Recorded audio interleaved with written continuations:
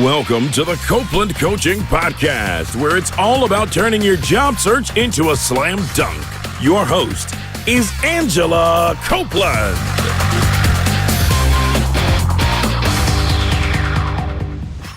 Welcome to the Copeland Coaching Podcast. I'm your host, Angela Copeland. Live on the phone with me today, I have Nicole Erwin in Murray, Kentucky. Nicole works at WKMS in Murray, the local NPR affiliate there. She's a journalist and a sustainable development professional. She's lived and worked all over the world, including South Korea, Melbourne, Australia, Memphis, Tennessee, Washington, D.C., and even Fiji. Nicole, thank you for joining me today. Thanks for having me. Well, I've been trying to track you down for ages to talk about all this because you've lived all over the world, and I get clients so often that have dreams of moving abroad, and you did it, and I'm just so excited to share your story. Well, I'm happy to share as well. Well, you started out in journalism, and I'm really curious about how sort of your career started and how you decided to move into this area. So how did you get started? Well, it actually started, I guess, in elementary school. I'd written something for one of the classes, and my dad's really proud of his kids and had shared it with my great-uncle, Joe Tom, who was also a journalist and worked for the university, and just told me that he thought I had a knack for writing. And I never really thought of myself as a writer, but I did think of myself as curious. Mm-hmm. And that just kind of followed with me for a while. And I've also kind of had this feeling that I need to make sure that things are justified in the world, that, people are treated fairly. And to me, that was kind of easiest to do through the media. And there was an opening at WKMS almost 10 years ago in the newsroom, and I applied for it, and my only background was forensics team back in high school. I'd done some broadcasting. And I walked in, and they liked me and put me on the first day, which made me feel like maybe I had a knack for it. They did have someone come in and coach me because they thought I sounded like Eliza Doolittle in the beginning, like the difference in light and light. So things like that. But it was a lot of fun, and I loved doing it. I won some state awards, and to me that was just kind of like a sign that this is something I could keep doing. Oh, that's so great. So, I think one thing that I really took away from your story just then is that you walked into the station, and even though you didn't have experience, you put yourself out there, and they were willing to be open to it. Oh, yeah, they loved it. And that's probably going to be the theme for everything we talk about today is kind of creating opportunities for yourself. Oh, that's great. I have a lot of clients that come to me and they bring printed out job descriptions that they find online. And often their biggest concern is, I don't meet the requirements for this job. I haven't had 2 years of experience. I haven't done this or this that they're asking for. And my response is always, let them tell you no. If you don't submit yourself, you're never going to be considered, and you're telling yourself no before you even, know the real answer. It's so true. And, I felt like that too. It's just like I have all of these other things that I've done, but they don't meet these specific requirements. But if you don't try, then you're not going to know. And, at the same time, if I don't meet them, then I just try something else. It doesn't mean that just because you want like this specific job, if you don't meet it, then, maybe there's a reason also you should keep looking. Right. Absolutely. And sometimes one thing leads to something else really great. Yeah. So when I first met you, it feels like ages ago, 2008. You were a reporter at the local NPR station here in Memphis, WKNO. How did you land the job at WKNO? Well, with the public radio network, we have kind of sharing files as well. So, I could produce something here in Murray, and then it'll play in eastern Kentucky and parts of Tennessee. So a lot of my stories had been heard by other news directors. And there was a lady, the news director at WKNO was looking for a stringer. And one of the guys up at WEKU, I had met him, and, he really thought that I had a lot of drive. So he sent her my name. She got in touch with me and drove down to Memphis and met her. And she was just looking for a stringer position, but I knew that I wanted to move to a bigger demographic. And I said, look, I'm willing to move here on part-time basis if you think that there might be potential for something in the future. And she said, well, I can't guarantee it, but, we'll see where it goes. So for the first 6 months, it was pretty tough. I was working at Starbucks part-time, and then the rest of the time at K&O. And the general manager really liked me, and after that time, he offered me a full-time position. It definitely wasn't getting rich off of the deal, but I was doing something that I loved. That's important. And for those who don't know, what is a stringer? A stringer is, it's kind of like freelance work. So they would call you and say, there's a story in the area, can you pick it up for us? And I'd say yes or no. And that's it. So they pay you kind of per story as opposed to per hour. Oh, that's great. That's very exciting. And how long did it take you to go from being sort of this part-time person to having a full-time job there? Well, we started talking about it about 3 months in, and then by about the 5th month, I think we had the contract in order, and I was there for almost 2 years. Oh, wow, that's great. And I remember when you were there, it felt like, you had this really solid opportunity, and kind of out of the blue, you made this very exciting decision to move, and you moved to South Korea. What made you decide you wanted to move? Well, in all honesty, let me backtrack a bit. My sister was dating a Chinese American, and she was learning Mandarin, and she wanted to perfect that, so she had the idea that she wanted to move to China for a bit. So she was looking at all these contracts to teach abroad, and every time she would get one back, they'd change something last minute. So she just didn't feel really secure with the opportunity. And a headhunter had contacted her and said, well, have you ever thought about South Korea? And she hadn't, but, they said, well, have you heard about Jeju? And no, she hadn't heard of Jeju either. But it's this beautiful little island off of the southern tip of South Korea. And she just packed her stuff up and went. And I had lived in England before and, traveled over Europe, but I hadn't done anything that drastic. So, I kind of giggled at the fact that she had moved over there and didn't speak any Korean whatsoever. And she started sending me all these photos, and they were beautiful, of like the cherry blossoms. And she said, Nicole, come travel with me. What are you doing? And both of us are very type A, ambitious people. So I was like, if there's any time, it's now to do something. So I did feel kind of bad about kind of leaving as soon as I did. I think I gave them about a 1 month notice, but there was this opportunity, and the drive for it was Lee Myung-bak, who was the president at the time, and he had promised to bring English to the rural communities. So if you had at least a 2-year undergrad degree, then the government would actually pay for you to fly over. And it was a 6-month contract, and, my sister was there, so I felt pretty secure. I had the security in line. It's not like I was going by myself, but, the opportunity presented itself, and I took it. So how would somebody even find out about an opportunity like that? I think a lot of it has to do with word of mouth and just kind of putting the vibe out there. If you're looking to go abroad, talk about it. Talk about it with every person that you meet, and they'll say, oh, well, I know someone who did this, or, I heard about someone who's doing that. And that's kind of how you get into the process, because, we're raised with this idea of you're either going to be a doctor or a lawyer or a teacher, or we have like really defined perceptions of what career goals are. And if you're born in the U.S. and you speak English, there are so many opportunities just in teaching English. And the only requirement for a lot of them is a year to 2 years college experience. And so that's it. I just kind of say talk to people about it, and when you put the feelers out, people will get back to you. So is that what you did initially when you moved there? You taught English? I taught English, yeah.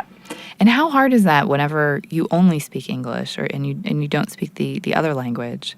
Well, I was really fortunate because this was a real, they really held our hands coming in. They did a tour with us. They gave us about 2 weeks training, but we also had a student teacher that worked with us. But their English was also kind of, they weren't fluent by any means, but they liked the fact that they wanted us to speak English all the time. And one of the ways that they could secure that was if we weren't actually fluent in Korean. So, oh my gosh. yeah, so it didn't hinder us at all. It was difficult because, there's only so far you can connect with kids when you can't speak to them properly. Like we can smile, and essentially I was a games teacher with the English incorporated, and it was beautiful, but, if it's not something that you're wanting to do, then it does kind of reach its limits. Absolutely. So you did some other roles when you were there as well, I believe. What other types of jobs did you have there, and kind of how did that, come together? Well, before I even left, because journalism is my passion, I was looking at any kind of English publications that were on there and or on the island, and had found a newspaper that had started just a couple years before. So I contacted them even before I got in to Korea and said, I'm coming. Could we sit down for coffee or whatever else? And the editor was from England, and she was more than happy to sit down because they were looking for writers on a freelance basis as well, so they would pay you per story. And she and I hit it off really well, and it was also the way to get into the community. As an expat, especially it just depends on what culture you're in, but it's a pretty close community in Korea. You're respected as an English teacher, but it's still kind of hard to, get behind closed doors. And this was a way for me to really be in touch with the community and also kind of connect other English speakers. And from that, I got in touch with some people at Arirang, which is kind of the public radio organization for Korea, and I did a show for them just talking about travel and kind of an English perspective on the island, and also did some work with the TV station. Anything that, I thought that I could do to build up my resume. I sent out an email, and I was lucky enough to get responses. Yeah. So did you hosted a television show, is that right? I hosted a radio show that went nationally for 30 minutes a week on Wednesdays. And then I was a fill-in anchor for the KCTV English News Network on Jeju Island as well, which was a pretty big deal for me because it wasn't something that I'd done before either. But I did a lot of work for them for free, actually, and it was because I hadn't done anything in TV, and I just wanted the experience. And they said, look, the anchor's leaving. We feel like you're more than capable, and we'd like to reward you in this respect. So they let me do it, and it was a lot of fun. That's great, and it's actually a really great example. You mentioned that you did some of the television work for free to get experience. Sometimes when I work with older clients, they don't want to do any work for free, even if it's new. And it's like you're so far removed from school, for example, that you believe that, everything you do has a certain value. And I think sometimes if you're open to doing some things for free, you can actually move forward because you can really learn and build up your resume. Well, that, and, when you're doing something like that, people see the passion that's behind it. And, you're also connecting with the people that you're working with. So, I was fortunate to work with some people that I really liked. And, one thing that I haven't ever lacked is passion. And I think that's also gotten me some of the opportunities that I was interested in as well. But also, I'm 30 years old now, and I would also say I wouldn't be as ready to jump into something for free. I think you get to a certain age and you're like, I've done my time, but it depends on where you are. And, I've got that experience now, so I don't feel like I should have to do that. But sometimes you have to do some things that, you feel like are a little bit tougher just to get your foot in the door. No, absolutely. I think it's especially important for people who are switching careers completely, because you may have no experience in the new career. Yeah. And sometimes you can't always expect to be paid quite the same as in the career where you have tons of experience and many connections built up over time. But when it came to moving to South Korea, how difficult was it to actually move yourself? I mean, what did you take with you? I took, gosh, that's a good question. Probably more than I should have. There's, wherever you're moving, there's always the equivalent of a Walmart or, you can purchase things in the other country that you're at, but it's just kind of like your comfort. Like my sister takes her pillow with her everywhere, which I think is absurd. It's so cumbersome, but it's something that makes her feel good wherever she ends up going. I'm a big coffee snob, so I take, at least a bag of my favorite coffee, but also copies of all, personal documentation. You never know when you're going to need a Social Security card or your birth certificate, and those are things that I kind of learned the hard way. I was calling my mom to scan stuff all the time. But it wasn't difficult because the government was in charge of the program that I was involved with, and they did a lot for us. I don't think it's as helpful now because the program's been implemented for a while. I think that if I had to have paid for my flight there, it would have been much more difficult for me to leave. But they paid, the costs were covered, so it was much easier for me to go. Oh, that makes sense because those flights are very expensive. Yeah. But in regards to, some of the other places, you have to have a nest egg. I wouldn't suggest, I thought I would be fine with about $2,500 when I went to Australia, and that was a real slap in the face. And if I didn't have my sister, if we weren't together traveling and sharing expenses, there's no way we would have made it. Oh, that's interesting. So how much would you recommend as a nest egg? Probably close to about $4,000 to $5,000. Rent there is, on the same line as New York City. It's really expensive. The pay, once you get a job, is it's great. I mean, just base wages are about $21 an hour for weekday. Saturday pay is $27 an hour, and Sunday pay is $31 an hour. But the other thing is going over there, and my sister and I ended up going on a working holiday visa, and you have to be under 30 actually to do that. That's what I wanted to ask you, actually. Yeah. We went from Korea. When we left Korea, we're like, okay, we've done everything that we can here. We're starting to feel a bit complacent. We're ready to go back home. But before we do, we had some friends that had talked about fruit picking in Australia, and they said, yeah, you can make $20 an hour. And we're like, what? So, we started looking into it. It actually seemed pretty surreal to us, but we thought, we'll take a tent and a backpack, and I don't know where we thought we were going. We took like overalls and stuff to work, and we're like, we'll just travel with the seasons, and they have kind of like an online handbook for that. But when we got there, we quickly decided, this is not the work for us. We loved the city, and after being out of Western culture for a while, it just really, we connected with them, and Australians love Americans. There's not many places you can go in the world that, people really love Americans and want to talk to you about it. But they do. They're raised on U.S. TV shows and, all of that. And so we got there and also realized that grad school was about half the cost as it is in the U.S. And, when we were home for about a month and realized that, the workforce is competitive, and having an undergrad these days is pretty much like having a high school degree. So getting a master's wasn't really an option for us. We knew we had to do it. And, it's, even though it's expensive, you're paying more than what the locals do there, it's still less than what it would cost for the programs that we were interested in here in the U.S. So, long story short, we went there to pick fruit. We didn't pick any of it. And we did use our tent when we were traveling, but entered into the master's program, finished that, and we worked.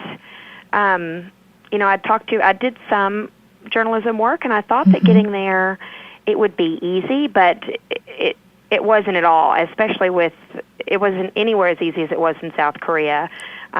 Because I was on a working holiday visa, that meant that you're limited to only 6 months at one institution. Okay. And then also a lot of the places that I was looking at said that I had to provide my own workplace insurance, which was too expensive for me at the time.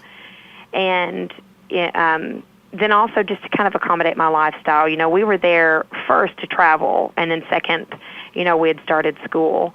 And it's good. I'm kind of all over the place, but when we were in grad school, because the wages were so much higher than here, we were able to work, 3 or 4 days a week and, still travel and live comfortably. Mm-hmm. And even though a 2-bedroom apartment in the city runs close to $1,900 a month, then plus utilities, we both had partners, so we shared the cost. So there's ways, to get around the expense and actually save money, but it's not easy.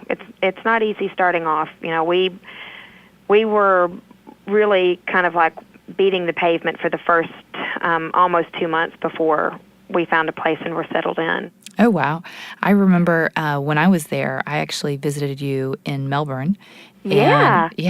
And I remember you saying, that the wages were very good and, you had, I think, maybe just started school, or I don't quite remember the exact timing, but it seemed like it had been a place that was maybe not perfectly easy to transition to, but definitely doable. Mm-hmm. So, can you talk a little bit about, so you mentioned the visa requirement is that you have to be under 30 and you can only work at one place for 6 months and then you have to change. Is that right? Yeah, and a lot of, also before coming in, you have to have a health check. Okay. I think that's depending on where you are. We were in Korea, so I think we had to have some extra chest shots for TB, but they will require a health screening. I don't remember what the fee is. I think it was close to, really, it could be anywhere between $300 and $600 for that. And then you also have to show that you have a return ticket because they don't want you to be a flight risk or whatever else. And then you also have to show that you have at least $2,000 in your bank account. Wow. Okay. That's interesting. Yeah. How is that different than the visa that you received when you went to South Korea? The visa in South Korea, I didn't have to worry about it a lot because I was there as a teacher. I was kind of like a presidential scholar, and they just took care of everything. I don't know. Like, I had to get a multiple entry visa for going in and out of the country. That was the only thing that I really dealt with. But there's stipulations on work. So with a lot of the new stuff that I had done, it was kind of paid under the table. Mm-hmm. And actually the same thing in Australia. And, that'll lead into the story of how I ended up leaving prematurely. But you have to do a lot of things kind of not by the book sometimes. Mm-hmm. And also a lot of the jobs that go with working the working holiday visa or student, because you've only got so many hours that you can work per week, offer cash in hand only. And, when you're desperate for work, you kind of do what you have to do, but it's not always legal. Right, sure. So when you were in Australia, by the way, you also worked, you mentioned a couple of different jobs, but you also worked, I think, at the Australian Associated Press and the Australian Broadcasting Company. Is that right? Yeah, and that was through my master's. I started doing a double master's in journalism and sustainable development, mm-hmm. and I wasn't really happy with the journalism part. It, just felt like I was just kind of, pissing my money away, I guess to say. But I still wanted the opportunities that I could while I was there, so I applied for work placement. And ended up at the ABC, which, it was pretty competitive, so I was pretty lucky for the position. But a lot of those, it's the same there as it is here. They're always fighting for funding. I think they were worried about some 600 jobs that were going to be cut during the time that I was interning, so there was really no future. Mm-hmm. But it was a great experience. And then the AEP as well went in for, it was basically close to a month at each one of them, mm-hmm. and just something to put on the resume. Oh, absolutely. I mean, yeah. They look fantastic. So you were kind of leading into something else, which is that you moved back to the U.S. recently, and you said prematurely, I think. Can you share with us a little bit about kind of what happened and why, and maybe what suggestions you might have for our listeners if they're in a similar situation? Don't do what I did. Just to give a bit of a background, I graduated with my master's in sustainability, with a focus on international development and environmental analysis in August. And I'd taken a sustainable tourism course in Fiji, and it was my second time there. We had done a stopover into Australia, but what we had the opportunity to do was kind of island hop and talk with a lot of the managers at the hotels there, and all of them had quoted import rates of about 70% for their fruit and veg. And to me, that said, okay, well, they're clearly bringing in more than that, probably closer to 80%.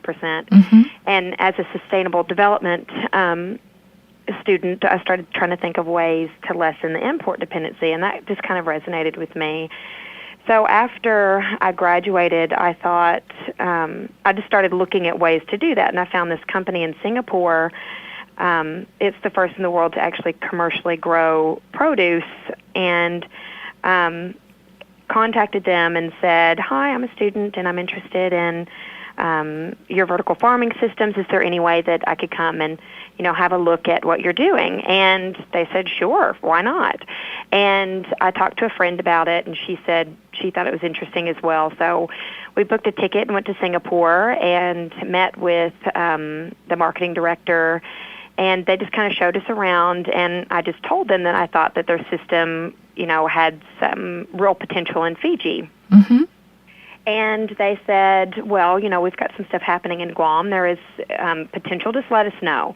So my goal was basically to bring vertical farming systems to Fiji, right. and through this company. So I went to Fiji for about 4 months. I'd saved about $13,000, and Fiji is incredibly expensive for a tourist, mainly just because you're not going to get the local price. Pretty much, like, even no matter what, they're always going to quote you about 10 times more. Oh my gosh! And the I had a 1-bedroom apartment, and I was paying more for that than I was in Melbourne. And oh my gosh! mostly because for security reasons. I mean, if you're living in the resorts, which I was at a 5-star for the first month or so, and that was just basically to connect with some of the people that I needed to in the industry. But, I was walking home one night from the harbor, and a security guard came up, and this is a gated community around a golf course, and they're like, you don't need to be walking by yourself. So, you kind of have to pay for the security and mm-hmm.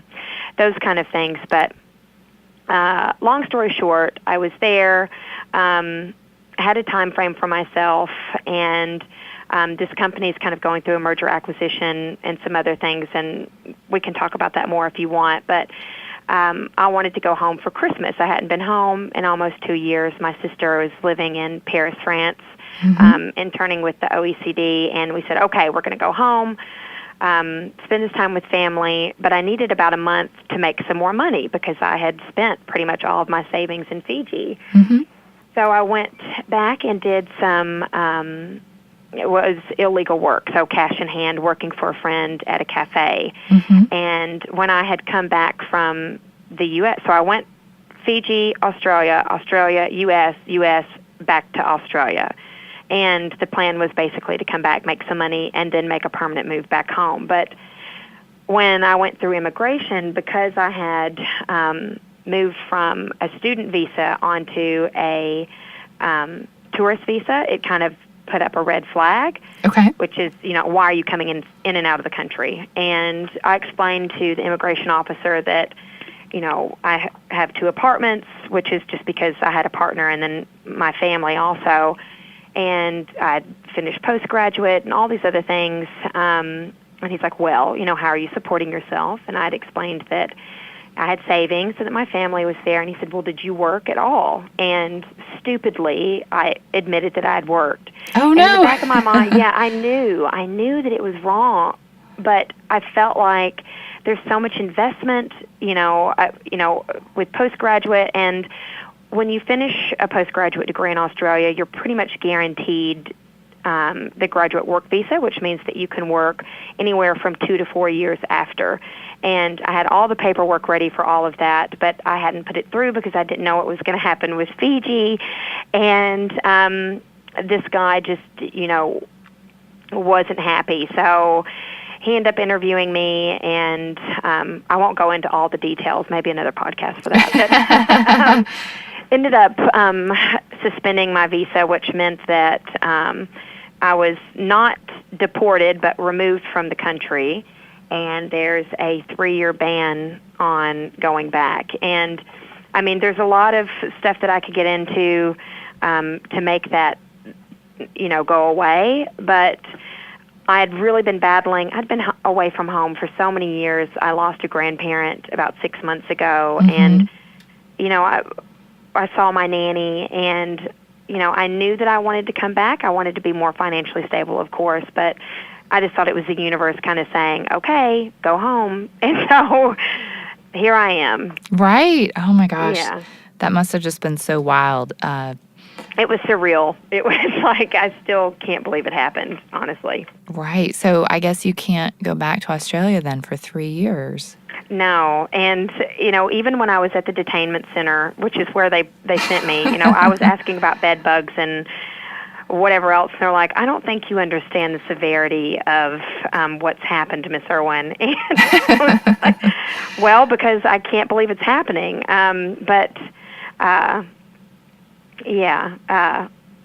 Even I don't know where I was going with this, but it was an interesting experience because I was asking, could I use my cell phone? And the guys that were running it were like, actually, we don't know because you're the first American that's come through here, and it was interesting. Wow. I remember actually seeing it on your Facebook page, and there were pictures posted of the detainment center. And I honestly initially saw it, and I thought that it was like a joke. Yeah. Or that maybe someone had hacked into your Facebook account. It felt like a joke, and, right. I won't, it's pretty sad, I saw a side of things that a lot of people don't see, but everybody was like, oh, you're at the creme de la creme of the detainment facilities, and, there's a lot of political stuff that's going around refugees in Australia and the facilities. It's horrible, actually. And some of the people that I was staying with had been there for 10 years. And so I have nothing to complain about in looking at that situation. But wow, that's amazing. I mean, it's just incredible. Well, thank you for sharing that, because it's just I can't even imagine, and it was so recent. Well, on that note. Well, so I guess like coming home, what do you do? I just basically got in touch with people that I had worked with before, and for me that was the station here. And there was a temporary opening for admin role, and so I took it. It's definitely not something that, my heart's in, but it pays the bills part-time. And I'll be going back into the newsroom. And, everybody's like, well, why don't you... I'd applied for a job as a watershed coordinator, actually, and went into this interview, and I was so excited about it because it was looking at impaired streams and creating environmental plans. And even though I don't have a lot of experience with it, it was something that I felt that I could do and do well with my sustainable degree. Sure. And in the interview, one of the guys actually said, well, and I was the first one. There was, I think, 8 people that had applied, and they brought 3 people in. He said, well, you've got a stellar resume and stellar family. I'm sure you won't have any problems finding work. And I was like, is he telling me that I basically don't have it, just right here? And I found out that there was someone that had been doing testing for them anyway, so I felt like it was just one of those jobs that they'd kind of put up, and they already knew who they wanted. But, that was hard on, I guess, just kind of for me in the sense that, you go to school to get a master's degree and you come back and it's almost like you're overqualified, because that's what they were telling me. And they said that they were actually afraid it was a 2-year program on a grant, that they had seen that I'd traveled so much, and they were afraid that if I wasn't happy with the work that I would leave, and then they would have to refund the grant money, even though I told them, I'm here to stay, I want to be with my family. So that's kind of interesting how that worked against me. I agree. I think people who have made a lot of money at previous jobs face a very similar issue. I know I have interviewed for companies before that were for less money than I was making, but I was just really excited about the job, and the money really didn't matter to me. And I've been turned away for, you have the ability to leave too easily. Based on your resume and your pay history, you could just walk away. We'd really rather find someone that we know can't leave. That's just ludicrous to me. Right. You never know. Even someone who has stayed, you never know what kind of personal situation they're going to have, or so it's an interesting mindset. It's not one that I follow, but it definitely happens. Yeah, I think as you get older, it also happens with regards to marriage. I actually had, in one of my most recent interviews that I've done personally, I was asked, are you married and do you have any children? Which obviously are illegal questions, but, what are you going to do about that? Yeah. So, when I was younger, I think it was very positive to say, oh, I'm single, I can work really hard. But as you get older, I think hiring managers start to look at you as someone who's like a flight risk.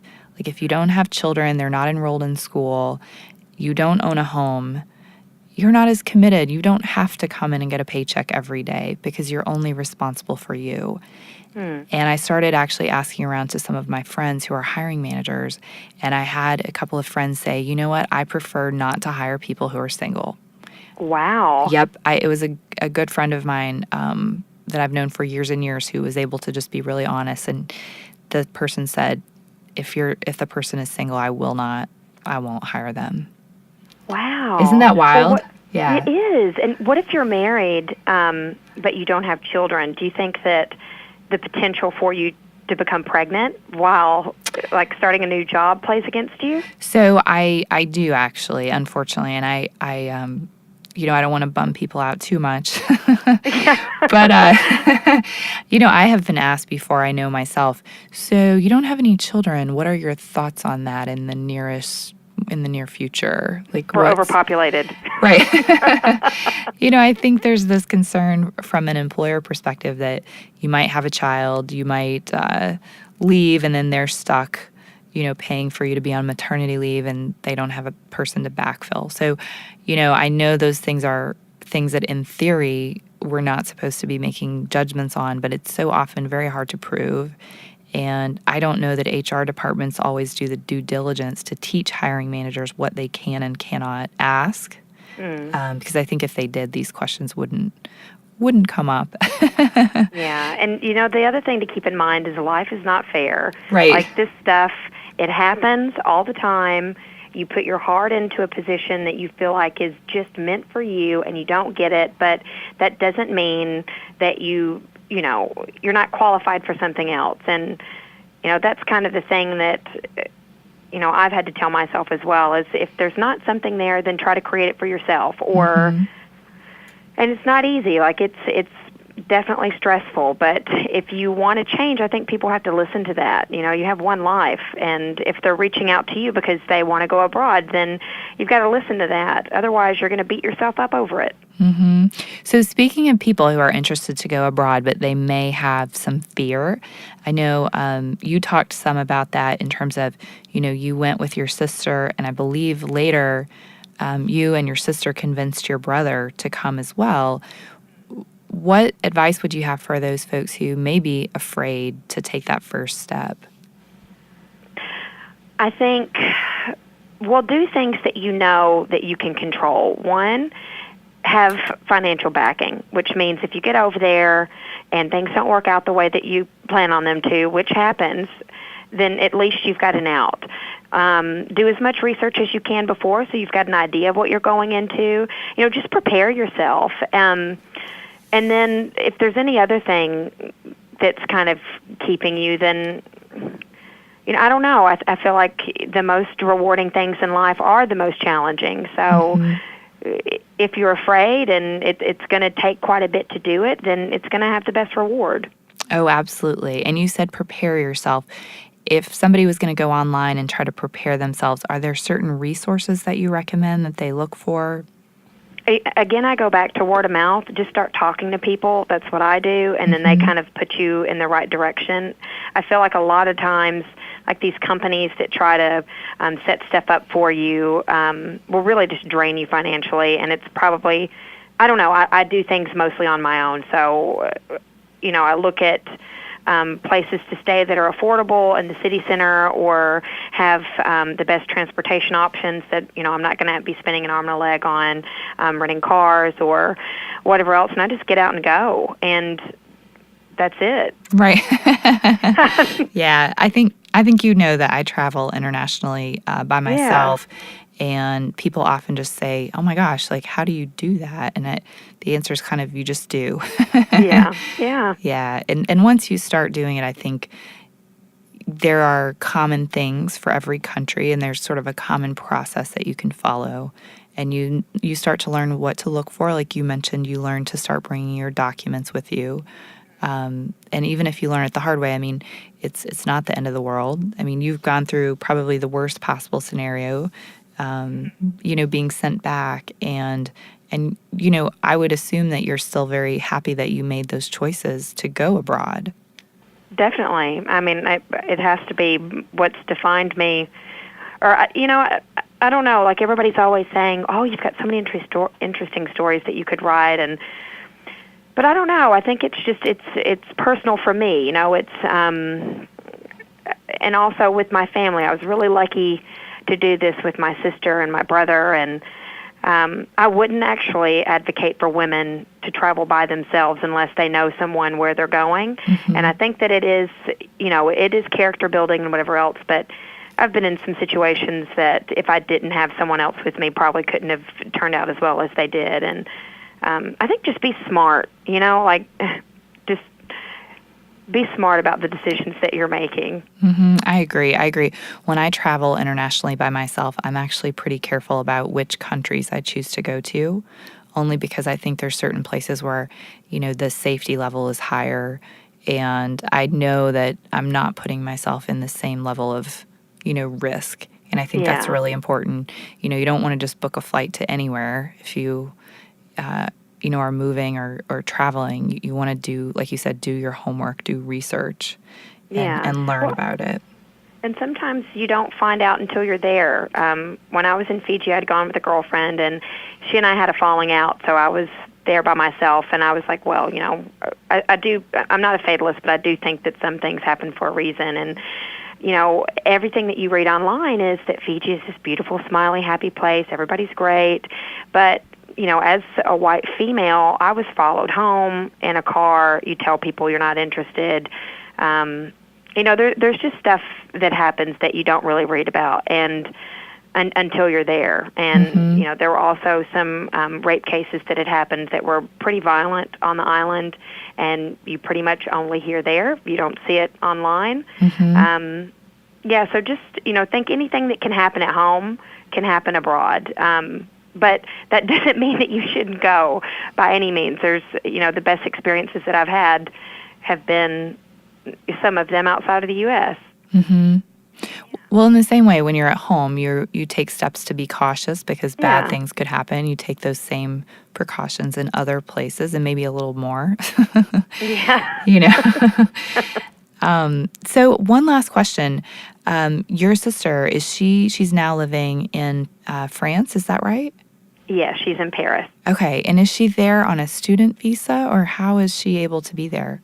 She went, her partner's French, she met him in Melbourne.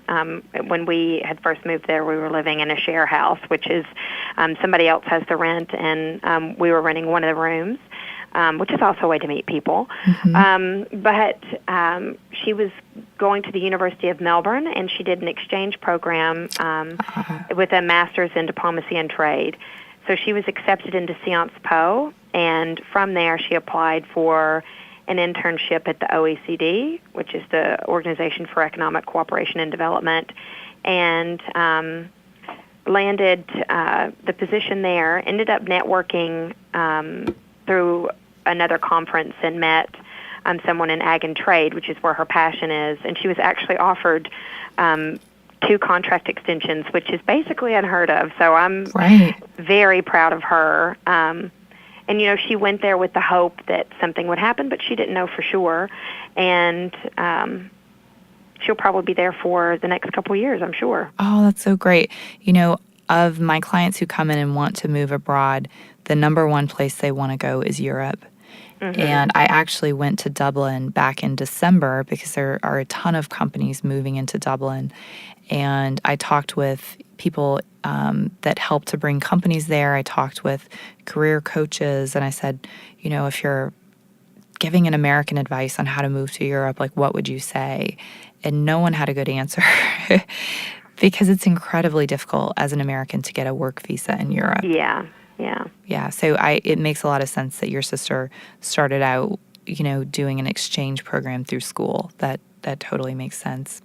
And it's like it is the easiest way, and people don't question you with what you're doing because you're a student. And I don't know what age a lot of your clients are, but if you're unsure and you want to travel, enrolling in a university isn't the worst idea. Right. Absolutely. I know, my younger brother went to Cambridge for graduate school, and he studied sustainability. I don't know if I've ever shared that with you. No, that's exciting. Mm-hmm. And he stayed in Europe, and he is working in Wales, and he's been in Wales for a year or so working there, and I think really enjoys it. I remember when he was in graduate school, my advice was, if you want to stay there, stay there. It's much easier to get a job while you're there than to try to go back later. Yeah. So. And then any time that you can organize something face-to-face is always going to be better than... And a lot of times people say we only take things online, but if you have the opportunity just to step into the office, I say do it. Oh, absolutely. And that goes whether it's international or local here in Memphis. That technique works better every time. Well, we've covered just a ton of different topics today. Is there any other advice that you'd like to share with our listeners? Oh, goodness. I think just kind of...